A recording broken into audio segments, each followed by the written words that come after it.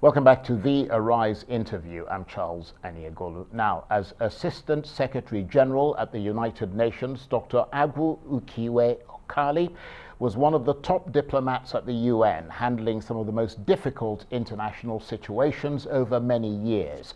Dr. Okali joined the United Nations Office of Legal Affairs in New York in 1975, attached to the International Law Branch, the Secretariat of the United Nations Commission on International Trade Law, with responsibility for diverse legal matters. He then moved to the United Nations Center for Human Settlements in Nairobi as Chief of External Relations and Secretary to the 58-member Commission on Human Settlements soon after its creation in 1979. Dr. Okali was appointed by the Secretary General of the United Nations as Assistant Secretary General and Registrar of the International Criminal Tribunal for Rwanda in 1997. Quite a CV there. We'll talk to him in a moment about his career and about his latest campaign to rid the English language of racist words and phrases. He's even written a book about it.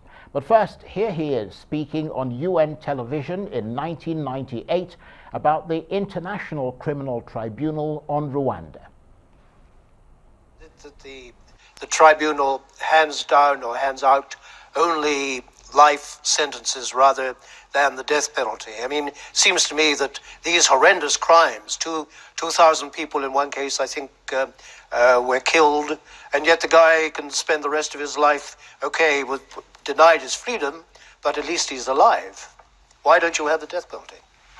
Yes, Michael, this is a very difficult and sensitive subject. As you might imagine, a lot of people, particularly in Africa, feel that the sentences are not adequate because, the normal punishment for murder is the death penalty.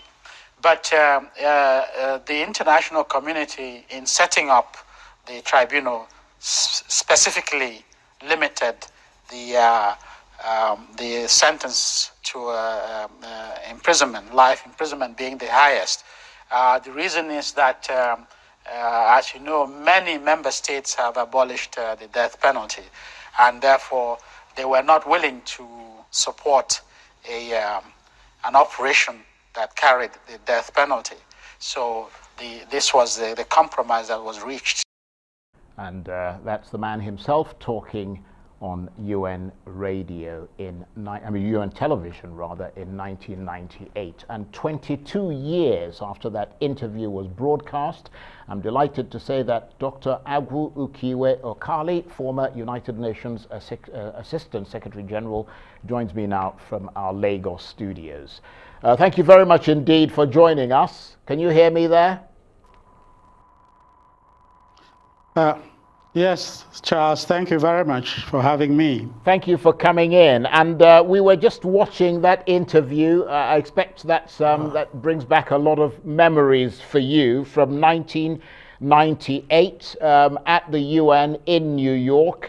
One of the biggest challenges you took on during your long career at the United Nations I would imagine, would have been as registrar of the International Criminal Tribunal on Rwanda. How challenging was that? And that was probably about 1994, if I remember correctly.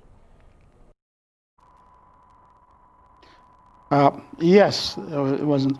The genocide itself occurred in 1994, and the tribunal for Rwanda was set up a couple of years after that, actually. When I took over, the problem was that the tribunal was practically on its knees. For a variety of reasons, it was not able to accomplish its task or to take off. So I was appointed and given the remit to try and revive it and get it to do what the international community had set it up to do.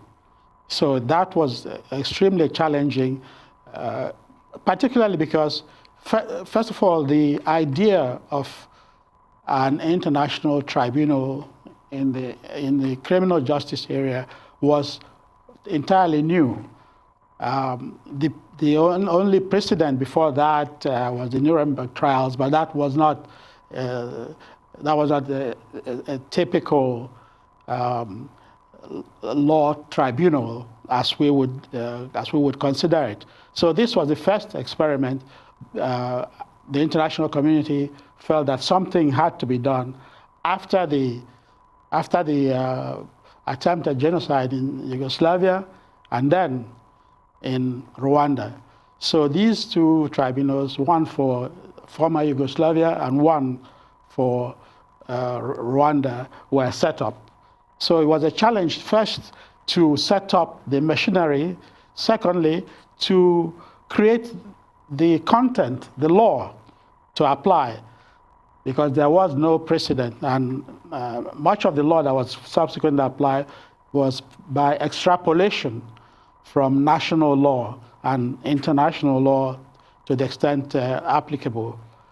And in the case of the Tribunal for Rwanda especially, for very good political reasons, it was based in Arusha, Tanzania, not in Kigali, Rwanda, for obvious reasons, but in Arusha, which had a certain history of providing a base for negotiations of political issues in Africa, especially in East Africa.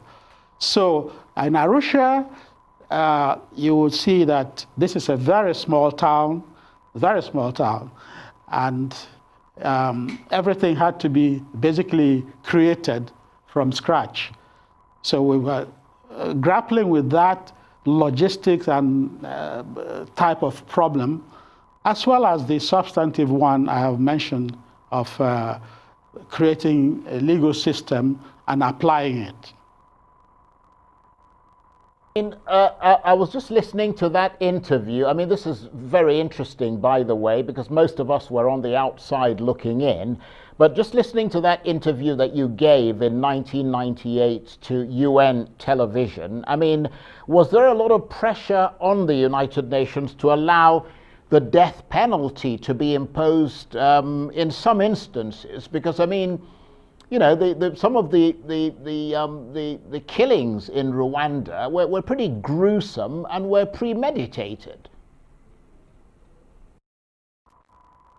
Absolutely. As you can imagine, there was a lot of anger, strong feelings about the crimes that were committed then and the need for some reaction.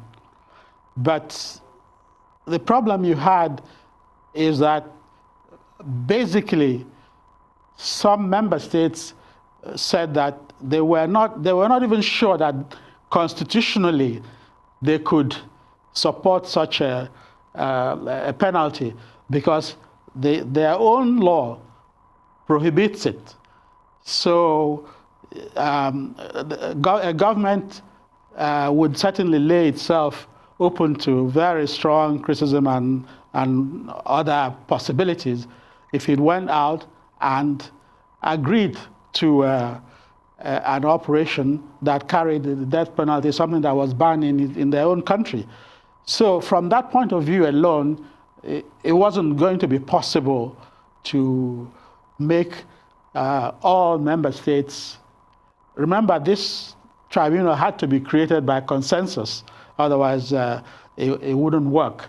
Everybody had to agree that something had to be done, and this was the way to get something done and have everybody on board. I want to thank you very much for being with us, and please stay with us because there's a whole lot more to talk to you about. I mean, I want to return to Rwanda later in the interview, but obviously I also want to talk to you about your campaign to try and rid the English language of racist phrases and words, and also to get a bit of biography on you, understand who you are, where you've come from, who you are today, and how you got there. Stay with us. You're watching the Arise interview. Plenty more still ahead as we continue our chat with the former UN Assistant Secretary General, Agwu Ukiwe Okali. Stay with us.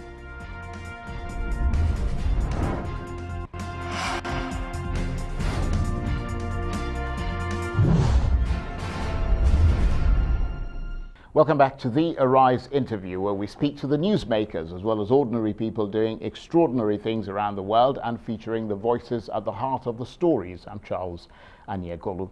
Now, the English language is riddled with words and phrases with racist origins or undertones. Since the killing of George Floyd by police in Minneapolis and the flurry of protests his and the deaths of other Black Americans have inspired, a growing number of public and private institutions are reevaluating their reliance on language with racist connotations or history.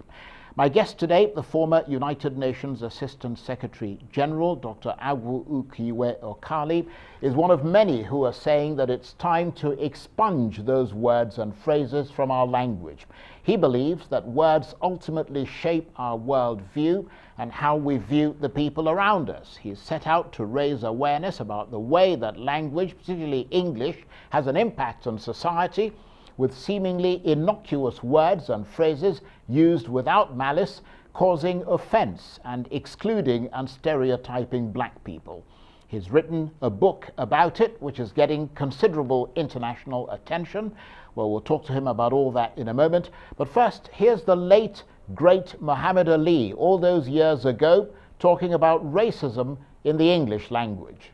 And the former UN Assistant Secretary General, Dr. Agwu Ukiwe Okali, is still with me from our Lagos studios. Thank you very much indeed for your abiding patience, sir.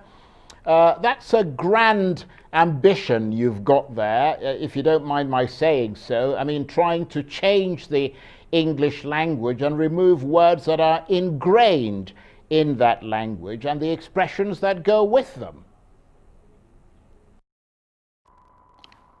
You're absolutely correct, Charles, but that is the problem, and that is the reason for the campaign. It's ingrained. And by the way, I need to clarify something. It's not the words that's the issue. In my view, I am addressing what I call the racial bias mindset. All these actions, George Floyd, other people, Eric Garner, other Black people who have died in the hands of the police, for example, in the US. The problem there, I venture to suggest, is not hating Blacks or anything like that. It's a mindset. And that mindset is what makes Black lives not have the same value as what you would call ordinary white person. Very interestingly, I read not long ago of a doctor, a white doctor, who was arrested at the airport in Florida, I think, and he didn't like the way he was being treated. And he said to the person, "Why are you treating me like F Black?" In other words, there's a way to treat Blacks. And it doesn't apply to me. So this is what I'm calling the racial bias mindset. It's not just the police who have it in that case, but the general populace. It is the general populace. That is my point. My point is that it is the general populace, and because it's a mindset, it's not these individuals who deviate and do these things, they're fine, but they're expressing a mindset. And the way to tackle the problem is to go to the roots of it. find out what is causing the mindset. If you get rid of the mindset, then you would have solved the problem. Otherwise, it will just keep coming up. Movements like Black Lives Matter,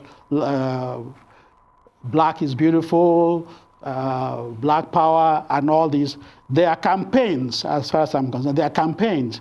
And what happens is that during a campaign, the theme of the campaign takes precedence. It arises above other things. And people behave accordingly, make adjustments, and do what? To right. I don't mean to interrupt you. I don't mean to interrupt you, Dr.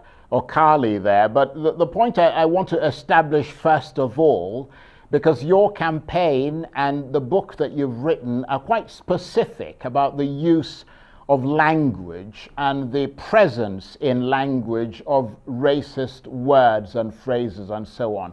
Can you give us an example? I mean, I was talking with you some time ago, you mentioned things like blackmail and black sheep and all the rest of them.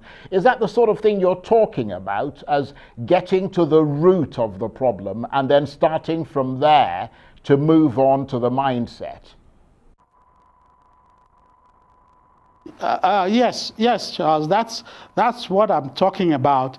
What I'm talking about is the narrative that has been embedded or embeds itself, let me put it that way, in the English language, by which black and white are assigned particular roles. Black, bad.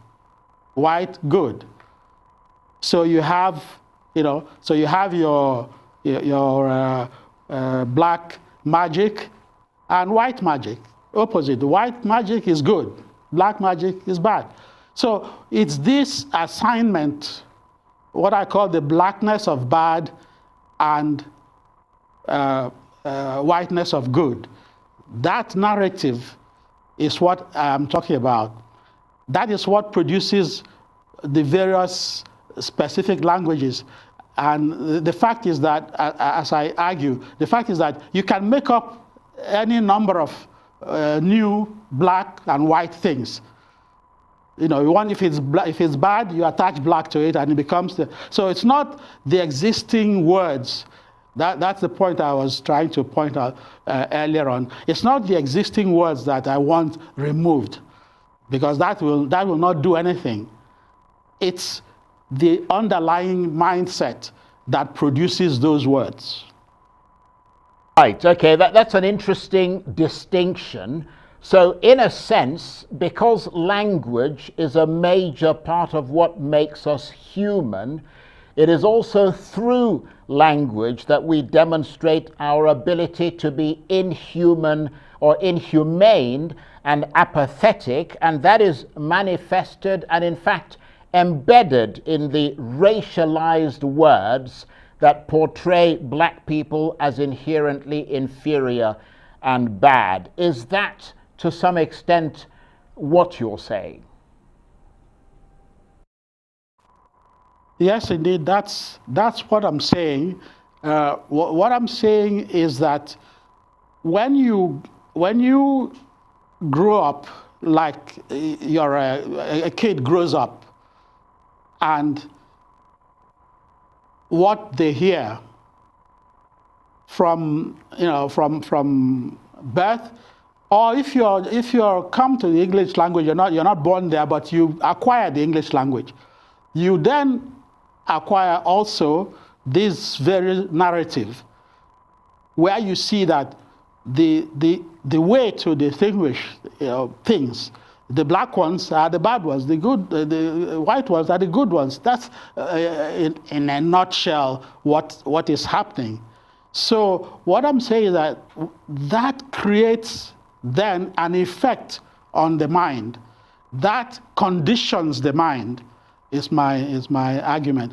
It conditions the mind into a certain attitude, which may be not even conscious anymore, but subconscious, to reject black and accept white. That is actually very, very interesting, Dr. Okali. I mean, the problem there, of course, is that it's highly intellectual.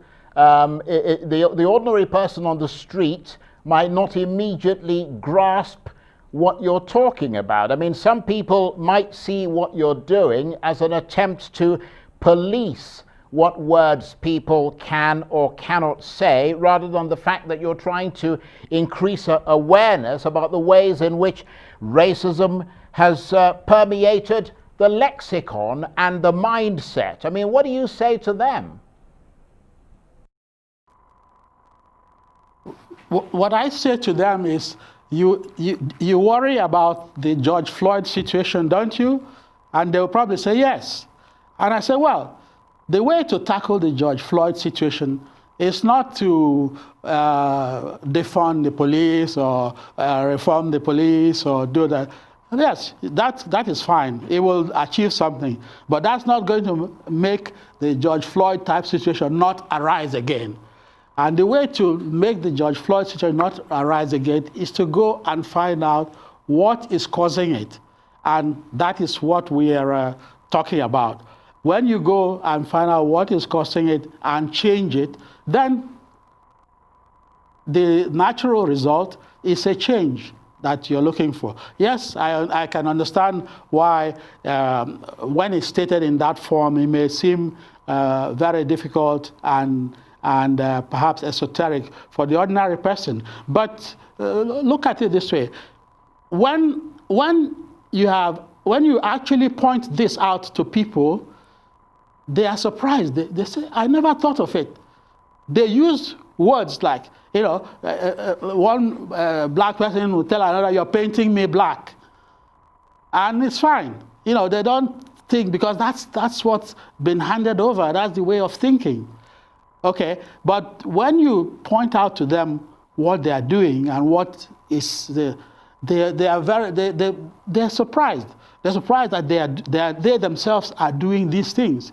So it's not. I don't think it's so much that it looks esoteric. It's just that it hasn't been put in concrete terms to them. When it is done, they actually, even the ordinary person in the street, becomes aware of this problem, though he may not know how to solve it. That's the other question.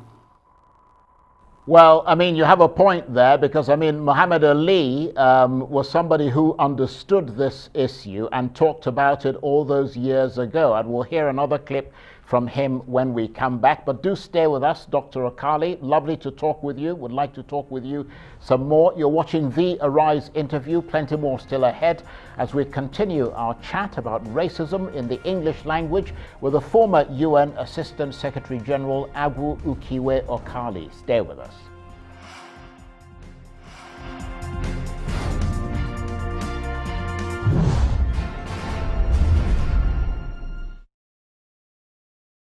Welcome back to the Arise interview. I'm Charles Aniagolu. Now, my guest today, Dr. Agwu Ukiwe Okali, was for many years a very senior diplomat at the United Nations, serving as Assistant Secretary General for many years, a position that was a heartbeat away from the top job at the organization. But having left the UN a few years ago, Dr. Okali has turned his sights on fighting racism. And one way he aims to do this is to lead a campaign to sanitize the English language, which he says is full of racism. And as anti-apartheid and human rights activist Desmond Tutu put it, language is very powerful. Language does not describe reality. Language creates the reality that it describes, unquote.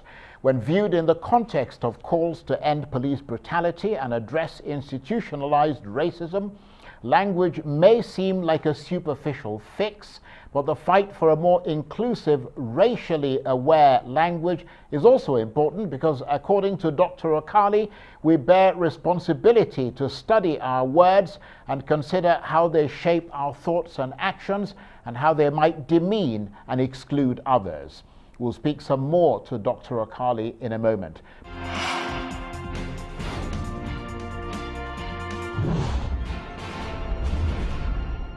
and the former UN Assistant Secretary General, Dr. Agwu Ukiwe Okali, takes a rather more serious view. He's still with me from our Lagos studios. Thank you very much indeed for staying with us. And there are academics, I'm sure you've come across some of them in the United States, who argue that the English language has been weaponized, that's their word, and used as a tool to promote white supremacy and racism. Coded language words that trigger racial stereotypes and other sort of negative associations without the stigma of explicit racism. They say those kinds of references have become commonplace. Do you agree with them?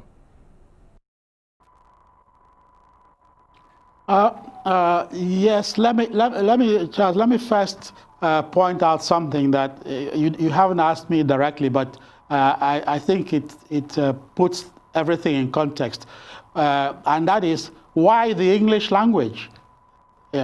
Many people will tell you it's not only the English language that has these problems; other languages do, and I say yes, but there are two reasons why one is concentrating on the English language. One is that if there is anything approaching a global language, English is that thing. That means it is the most dominant and the most important, in that sense, language in terms of communication facility in the world. People from every walk of life speak it. So if it has a problem, and it has a problem of racism, you see what damage that does. The second reason is related to that, which is that if something is adopted in the English language, that is by English-speaking people, chances are that other cultures and so will follow suit.